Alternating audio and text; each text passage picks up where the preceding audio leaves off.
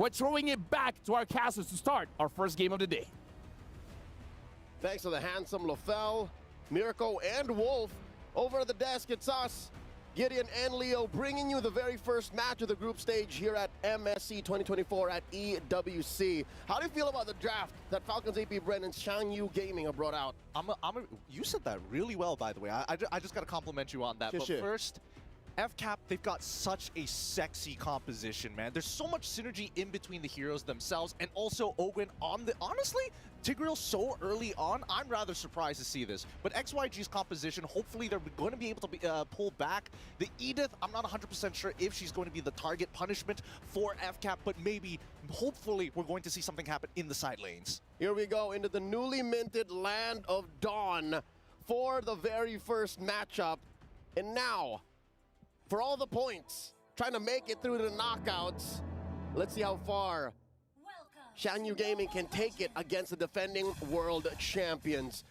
Again, one of the main properties of this draft that Falcons Apbren have brought in is just how deep they can go, how hard they can bring the CC over to XYG. How can this rather soft lineup go against that, Gideon? I'm worried. I'm worried about Long. I mean, I'm worried about Long as well, but luckily he's taken the Purify, and in these types of situations, he's just got to live this laning phase against Super Marco, right? I mean, if he can win the lane against Super Marco, that's an even bigger statement, to be honest with you. And again, there's a chip on Falcons Apbren's shoulders. They lost in the grand finals 0-4 against Liquid Echo, who's also playing this very same tournament, so they got to show up. They got to show up strong. Ogwen living here in the jungle. Again, this is one of the things that was alluded to, right, in the draft. Like, they can live inside Zed's jungle all they want. Well, speaking of which, the first invasion coming in here from Kyle. Hopefully he's going to be able to get something off of it, but no, still dead even. XYG going to be in a pretty good position. Oh, the UI for the in-game equipment looks real nice as well. And at least it gives us an idea of what we should be expecting here. At the very least, both sides are going to be able to have Concealed open. And honestly, I think we didn't get to talk too much about Conceal as a, one of those roaming blessings. It's really, really useful. And I think even more so in this meta now compared to previously. Yep, currently there are two very set-heavy roamers that need to get in there via the Conceal, and that's going to be important for Godyang and Ogwen to get in there. Something to note as well, emblems. None of the new ones have come through, right? We're about 5 seconds away from the first turtle. Not a single Temporal Rain nor Warcry. So we're playing it close to the chest, seeing how these teams use what they know so far. That's the meta we've been playing for the better part of the year. Kyle TZ, first up to the scene. Yep. And surprisingly enough, right, you would expect the Julian to be able to actually want to play either Lethal Ignition, maybe if they really wanted to Warcry as well, but Kyle opting to go for the Impure Rage. Now, Godyang, he's got to be really careful. He doesn't have a lot of escape mechanics, and it's better for him to actually hold on to that Flicker rather than, well, using it defensively. Calling Falcons Apbren from their local homegrown league, I can tell you now that they're having an easy time, Gideon. This is... Very rarely does Falcons Apbren get a clean go at a turtle. I'm not so sure if XYG is actually just opening up the map, making sure that Long gets his farm, but so far, Ogwen barely needs to protect the buffs. Yeah, I mean, he's literally a walking sentry guard, right? XYG are very careful around him, and I think worse yet, these team fights are going to be really difficult for XYG, so they really have to take their time, right? Wait for Falcons to make that move, make that first blow, and then look for the counter right hand. So far, we're looking at about 500, 600 between these two teams. Team fight waiting to break out in the river. Godyang has been doing well. Again, he's checking on Kyle TZ, checking on Ogwen, but not exactly overextending.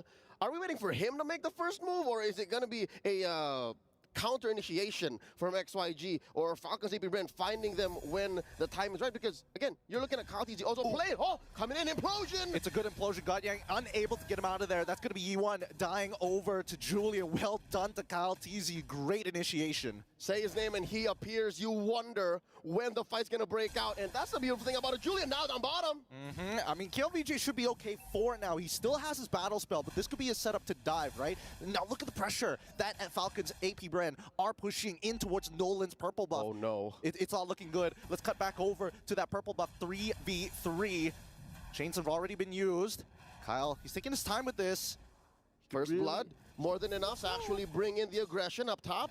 Oh, wait, the TP into the lane. Look, does he know? Fuse already here. Finds the yin-yang reaction. That's another kill. And that goes over to Super Marco. and the rest of Apbren, they just pull away while this cross-map play happens. I understand what happened to the international marksman. You can see in his face how he did not see that coming. No need to protect your girlfriends. He is out and about, but he's not going to be able to get any kills or any farm with the way Falcon's Apbren has been playing. You know what I saw there, Gideon? That was sensory overload. They were fighting in the purple, and little did they know, a second later, oh, we're going to get the Moskov. Yeah, I mean, these feints are dangerous, especially against the low E, but Kyle, TZ, once again, securing the second turtle of the game. Very low kill count here, but you can just see that they are slowly finding these small bits of gold, a couple of camps here and there to put XYG behind.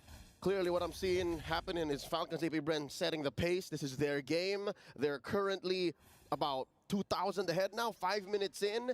And I'm thinking maybe what XYG can do is treat KLVJ like a threat magnet. Like, they tried to get him, right? Falcon's Apbren tried to get him. They have about 2 life bars at this point. I don't think he has any mortality just yet. And that should be the way to open up the rest of the map, because again, they're all long. Yep, they're gonna try. They're trying to defend this dive against Long. They already called down the Eternal Guard, and Apbren, he's in a lot of trouble here. Enhanced Sword gets him out of there, but Super Marco finds 2 easily with a Lycan Pounce, and they also take the tier 1 on top side. A perfect dive coming in from Falcon's Apbren. A good response from XYG, but they just do not have the stats to make this work, and even Long getting pushed back to the tier 2. That's a 3 for none. Everything for the Falcons. Nothing much that the little monsters can do. I mean, Kyle, he's really feeling himself here. He's looking to get an early Holy Crystal. Oh, once again, when the wave crashes, a kill ensues. Long dies over to the yin-yang reaction, and purple buff still secure by Zed. But at this point of time, Xianyou, they are slowing down. Falcon's Apbren, they're picking up the pace. And now, again, the aforementioned solution for KLVJ to just hunker down, he's doing that and more. He's also clearing waves in mid, because again, it's hard for Yone to even try and hold it down, because again, the dive comp that Falcon's Apbren have drafted here, it's just too much. Now look, Ogo's gonna try to push Kiel in.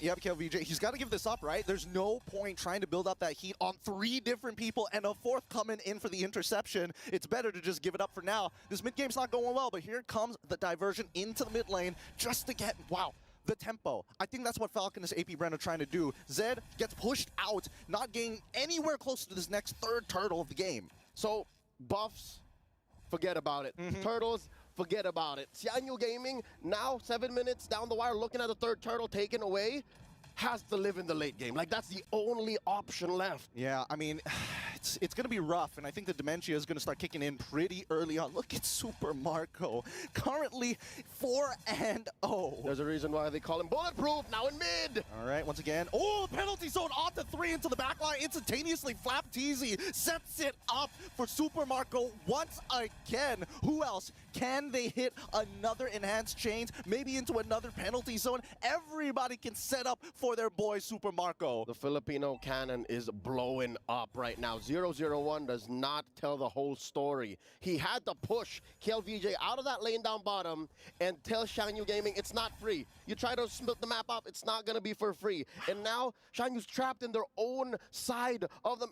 I don't even call it their own side of the map. I think they're renting from Falcon's Apbren at this point. They really are. And I think that at this point, XYG, they need to start counting their odds. They got to roll the dice a little bit against Falcon's Apbren, because if this keeps on going, that's going to be a 10K gold lead sooner rather than later. Tomato fried egg seems to be on the menu for the Falcons, and this time around, look at this. They're trapped in their own little corner for the orange. Good news is Zed got it. Bad news is it looks like Falcons is setting up for another big 2 for none, 3 for none, and then set up for the 30 seconds. Oh, here comes the implosion! Great implosion. Oh, straight away they peel him off and they find Apbren. But now, at least with the peel, all of the help of KLVJ, they're able to get back on out of there. And this is what we were looking for from XYG, the counter right hand against Falcon's Apbren with big ultimates. The first costly trade for Falcons now. Zed going hunting. Yeah, he finds it, but can he finish that kill? Super Marco manages to get out Zed. He didn't want to commit 100%. All right, close call. But again, XYG is not in any shape or form to try and overextend. A win is a win, but you got to check yourself before you wreck yourself. Lord has spawned now in the upper quarter of the map. Bottom side, still relatively clean. At equilibrium, again, that's the best that XYG can ask for right now. Marco on top of the kill charts, and now we might start what they would call a dance here. But I don't know, the metagame has changed enough that nobody can dance anymore. And honestly, I think they don't exactly have the most amount of sustainability. Even like for Flapteasy, despite already completing that War Axe, probably can't hold on to this lore for very long. Yeah. You can see Kyle, he's getting chunked out. Yeah, BOS can't help you time travel, man. This ain't 2021, folks. The dance ain't here. Here comes the conceal. Kill VJ first up. Ogwin looking for one. Kyle TC secures the rep tree. No. They'll take anything at this point. They got the Faraga armor, which is pretty good, but I think Falcon's Apbren, they're fishing right now. They're fishing for XYG, looking for any sort of advantage, but on the opposite side of the map, we are seeing that Long will be able to crash down onto a tier 1. He's working. Again, he has a dream. Let's get out of the 10-minute mark and see where we end up from there. Lord marching up top, enhanced wave in tow.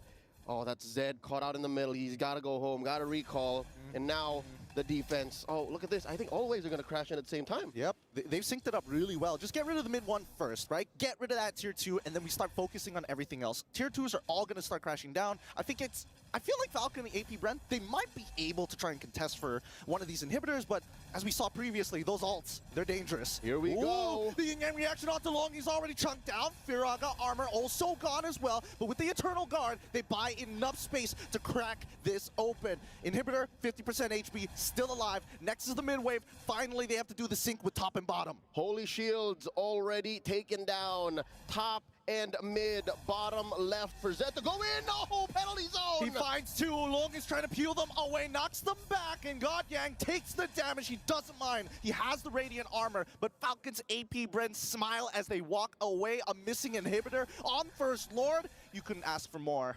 Flapteasy is looks maxing. He mewed right into 3, catches 2 with a DPZ, and I'm talking about that deadly penalty zone. And it was more deadly for turrets than it was for heroes. Again, Xianyou Gaming not out of it quite yet, but they're still crawling, man. 10K between these two teams right now. Yep, 10K, and even more so, they are... they're committing war crimes in their jungle, leaving just the small camps, not giving him a full buff as well. They're starving him. It's tough. As a Nolan, you guys know this. We are currently in the age of the Trinity jungler. Sustain, utility, and damage, as said by our panel. But again, when you're in this kind of situation and you're looking at a roster, a lineup that's as fed as Falcon's Apbren, then it's going to be tough. Man, let's talk about this. An early Queen's Wings.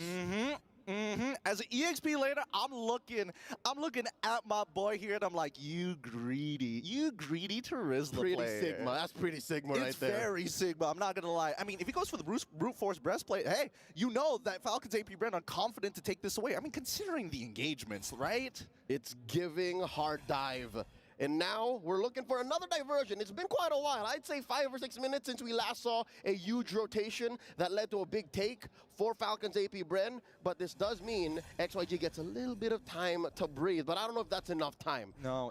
I'd say they maybe need 5 minutes, min. I think so. Well, even with the 5 minutes, I don't think they'll be able to catch up unless they get like a full team wipe against Falcon's Apbren. And I think that's the scariest part for XYG, right? A single bad fight for them, that's game over. And here's what's difficult. Having seen, oh, here we go, throwing out the SOD, going home, right? not going to force it. All right. Watching XYG's qualifiers, watching, oh, here we go! What a diversion! They didn't even see it coming! It's too late! The Eternal Guard comes down, but nothing to guard! Their marksman is already down. Godyang is forced to flicker away. Wow. And Super Marco, come on, man. Know your limits. Stay back. Keep him on the leash. Few, let me finish my sentence. But yes, great take by Falcon's Apbren, shocking even us in the studio. XYG's minimum or average game time is 15 minutes.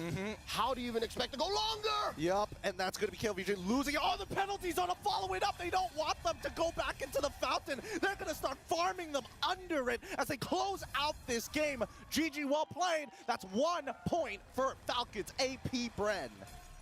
They draw first blood in this 2-week-long competition in a best of 2 against XYG.